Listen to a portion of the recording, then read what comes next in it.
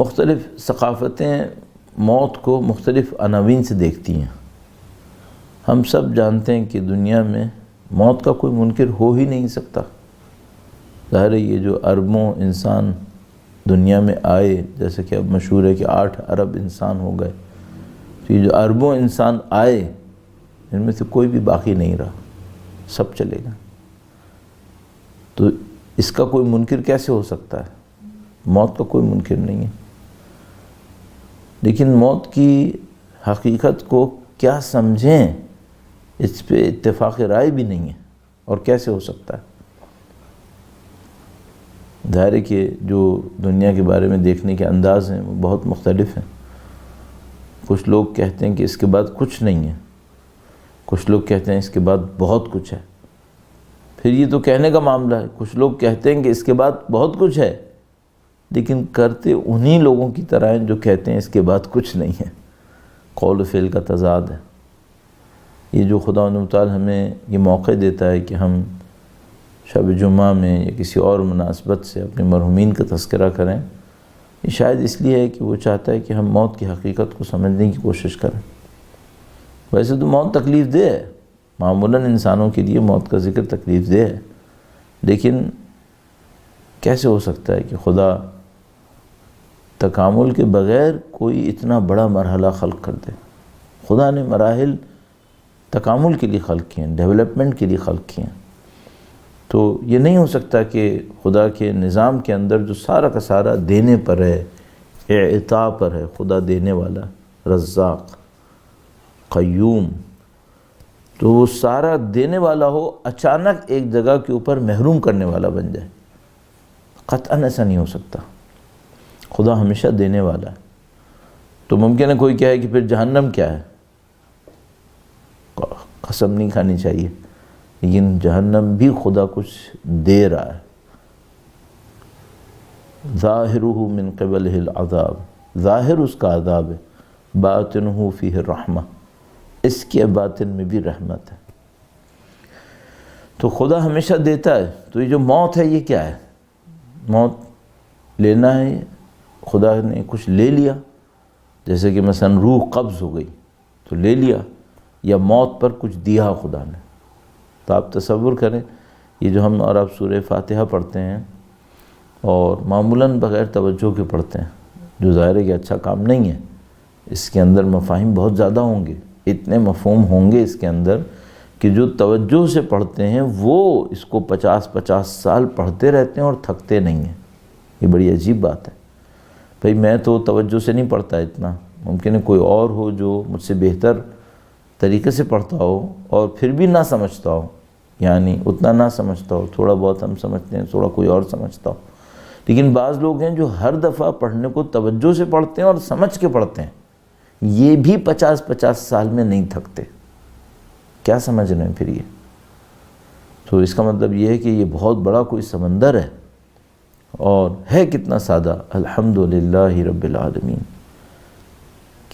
اب دیکھیے ذرا سا اگر ڈھونڈنے پر آ جائیں نا تو پھر بات بات میں بہت کلام ہے۔ حمد کا مطلب کیا ہے؟ تعریف تمام خدا کے لیے۔ تعریف لفظی ہے یا اس لفظ کے پیچھے کوئی حقیقت ہے؟ ظاہر لفظ کی تعریف تو نہیں ہوتی، صرف تعریف لفظی ہو تو وہ منافقت نظر آنے لگتی ہے، اس کے پیچھے کوئی ایک مفہوم ہوگا، کوئی ایک حقیقت ہوگی۔ وہ حقیقت کیا ہے؟ وہ یہ کہ جو کچھ کائنات کے اندر کمال ہے اور وجود ہے اور اچھائی ہے وہ سب خدا سے ہے، اس لیے خدا کی تعریف ہے۔ تو الحمدللہ یعنی جو کچھ کائنات میں ہے، رب العالمین پھر اسی وجہ سے لائے، شاید کہ جو کچھ کائنات میں ہے وہ خدا سے ہے، اس لیے اس کی تعریف ہے، اور وہی رب العالمین ہے جو ان تمام اچھائیوں کا خالق ہے۔ تو رب العالمین میں ایک لطافت ہے کہ جو رب ہے یہ وہی رب ہے جس نے یہ ساری اچھائیاں خلق کی ہیں۔ اس کا مطلب یہ کہ یہ پالنے والا اپنی مخلوقات کو اپنی اچھائیوں کے ذریعے سے پالنا چاہ رہا ہے۔ اور الرحمن الرحیم، رحمان الرحیم ہے، مالک یوم الدین۔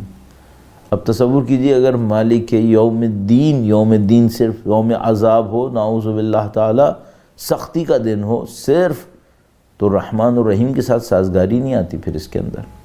کیوں رحمان الرحیم کے بعد مالک یوم الدین ہے؟ اس کا مطلب ہے یہ جو یوم الدین ہے یہ بھی خدا کی رحمانیت اور رحیمیت کا بہت بڑا کوئی مظہر ہے، ورنہ یہ دو ساتھ کیوں آئے پھر؟ تو گہرائی بہت ہے سورہ فاتحہ کے اندر. ظاہر ہے لوگ 50 سال پڑھتے ہیں، تھکتے نہیں ہیں، سوچنے سمجھنے والے لوگ. اور ایک اور بات بھی ہے، انسان نہیں تھکتا اگر کچھ ملتا رہے. بہت پہلے مجھے یاد ہے جب کالج میں تھا تو ایک دفعہ عید کی رات تھی، تو ایک مارکیٹ میں گئے اور وہاں پہ کسی کو کچھ خریدنا تھا. یہ جو کراچی میں لیاقت آباد کی مارکیٹ ہے یہاں گئے تھے، بہت پہلے کی بات ہے 81 82. تو وہاں پر کیبنز بنے ہوئے تھے اور ان کیبنز کے ایک کیبن کے اندر ایک آدمی بیٹھا ہوا تھا. تو وہ بالکل سمجھنے ایک ڈبہ سا تھا جس کے اندر بیٹھا ہوا تھا. اس نے چاروں طرف اپنی دکان لگائی ہوئی تھی. سخت گرمی کا وقت تھا، سخت گرمی تھی اور صبح کے کوئی 3 یا 4 بج رہے تھے میرے خیال میں، ایسا کوئی ٹائم تھا. اس کا مطلب ہے پوری رات وہ وہاں پر گزار چکا تھا. تو جب ہم صبح کو تقریباً 3-4 بجے وہاں پہنچے اور اس سے کچھ لینا چاہا تو اس سے کہا کہ گرمی تو بہت زیادہ ہے. کہنے لگا آپ سوچیں گے ہم 20 گھنٹے سے زیادہ ہو گئے اس گرمی میں کھڑے. تو میں نے کہا کہ کچھ ہوا نہیں مثلا، یا کسی نے کچھ کہا. تو اس نے پائنچا اٹھا کے پاؤں دکھایا تو نیچے سے اوپر تک ایسا لگ رہا تھا جیسے پتہ نہیں موٹے موٹے دانے نکلے ہوئے ہوں. تو دیکھ کے ہم حیران رہ گئے کہ یہ آدمی اتنی تکلیف میں کھڑا ہے یہاں پر. تو اس نے کہا کہ بس کمائی بھی تو ہو رہی ہے، یعنی اگر کمائی ہو رہی ہو تو پھر کوئی مسئلہ نہیں ہے.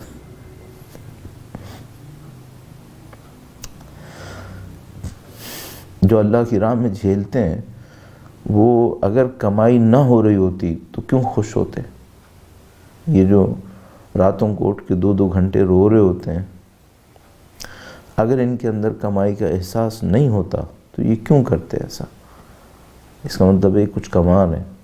وہی سورہ فاتحہ ہم بھی پڑھ رہے ہیں، شاید نہیں کما رہے، اسی لیے تو تھک جاتے ہیں فوراً. یہ ہماری کمی ہے. تو پہلی بات تو ایصال ثواب کہ ہم کوئی اچھائی کا کام کریں گے، ثواب بنے گا، وہ خدا متعال پہنچا دے گا. اس کا لطف و کرم ہے، یہ بڑا لطف و کرم ہے خدا متعال کا. اور اس کے بعد سورہ فاتحہ پڑھنا. اور سورہ فاتحہ کے بارے میں چند جملات میں نے عرض کیا آپ کی خدمت میں کہ اس میں کچھ گہرائی ہونی چاہیے، اس میں کمائی کا ایک احساس ہونا چاہیے. اچھا اگر کوئی کمائی کا احساس نہیں کر پا رہا ہو تو کیا کرے؟ تو ہمارے پاس جیسے سید الشہداء کے مصائب میں ہے نا کہ اگر کسی شخص کو گریہ نہ بھی آ رہا ہو تو وہ تباکی کرے، گریہ کی شکل بنائے. البتہ یہ بھی عرض کرتا چلوں یہ پچھلی نسل میں اس کا مفہوم غلط لے لیا لوگوں نے. تو وہ کہتے تھے کہ نہیں آ رہا ہے رونا تو کوئی بات نہیں، رونے کی آوازیں نکالو تاکہ لوگوں کو لگے کہ رونا آ رہا ہے. نہیں، لوگوں کو دکھانے کے لیے نہیں تھا وہ تباکی خدا کو دکھانے کے لیے تھا. تو یہ نہیں ہے کہ آپ آوازیں نکالیں تاکہ لوگوں کو لگے کہ رو رہے ہیں. نہیں، لوگوں کا معاملہ نہیں ہے، معاملہ خدا کا ہے. تو اگر کسی کو رونا نہیں آ رہا ہے خدا کے سامنے تو رونے والی شکل بنا لے، کوئی بات نہیں. دکھانے کے لیے نہیں، دکھانے کے لیے نہیں، خدا کے لیے. تو اب مثال کے طور پر میں سورہ فاتحہ پڑھتا ہوں، مجھے احساس نہیں ہو رہا کہ میری کوئی کمائی ہوئی یا نہیں ہوئی. کم سے کم اپنے آپ کو سمجھا تو سکتا ہوں نا کہ نہیں بھی احساس ہو رہا ہے تو کوئی بات نہیں، خدا دینے والا ہے، محروم نہیں کرے گا. تمام عبادتوں کے پیچھے اس تصور کو ڈال لیں. مثلا نماز پڑھنے کھڑے ہو رہے ہیں، سختی ہو رہی ہے، مثلا نہیں دل چاہ رہا ابھی، تو اپنے آپ کو کہیں کہ نہیں بھی سمجھ میں آ رہا ہو تب بھی پڑھ لو اول وقت، خدا دینے والا ہے، خدا محروم نہیں کرے گا. ہم اور آپ تو کبھی کوئی چیز نظر انداز کر سکتے ہیں، توجہ سے ہٹ سکتی ہے، لیکن سنتن ولا نوم، نہ اس کو نیند آتی ہے نہ اس کو اونگ آتی ہے. تو وہ کیسے نظر انداز کرے گا؟ تو آپ اور میں عبادتوں کے اندر کم از کم یہ احساس رکھیں کہ خدا دینے والا ہے، خدا ضائع نہیں ہونے دے گا. بار بار خدا نے قرآن کریم میں اس کا یقین دینا ہے. لا اضیع عمل عامل، کسی بھی عمل کرنے والے عمل کو ضائع نہیں کروں گا.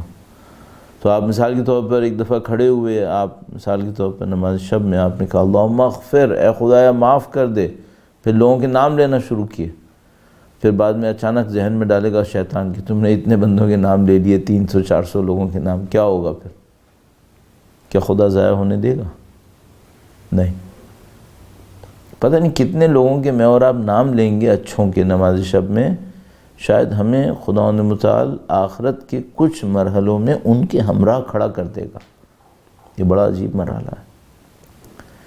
بعض اوقات انسان سوچتا ہے بھائی میں گناہ گاروں کے لیے کہوں اللہم اغفر، اب عرفاء کے لیے کیا کہوں اللہم اغفر، مثلا اللہم اغفر آغا بہجت، تو وہ ان کی مغفرت کے لیے تو نہ ہو شاید، لیکن میری بھلائی کے لیے ہو جائے گا۔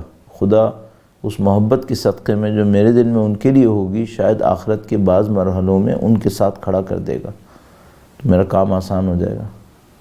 تو دعا دینے سے کبھی مت گھبرائیں، اور دعا دینے میں کبھی کنجوسی نہیں کریں، دعا بھر بھر کے دیں۔ بہت ساری دعاؤں کو خدا سنتا ہے، جو ہم دوسروں کے لیے مانگتے ہیں انہیں جلدی قبول کر لیتا ہے اس کے مقابلے میں کہ اگر ہم اپنے لیے مانگتے۔ تو اگر میں کہوں اللہم اغفر لی، خدایا مجھے معاف کر دے، سنے گا، شاید بخش دے گا۔ لیکن اگر میں اپنے مومن بھائیوں کے لیے کہوں اللہم اغفر فلاں فلاں فلاں، ان کو بھی معاف کرے گا، مجھے بھی معاف کرے گا، کیونکہ میں نے دوسروں کے لیے دعا مانگی ہے اللہ سے۔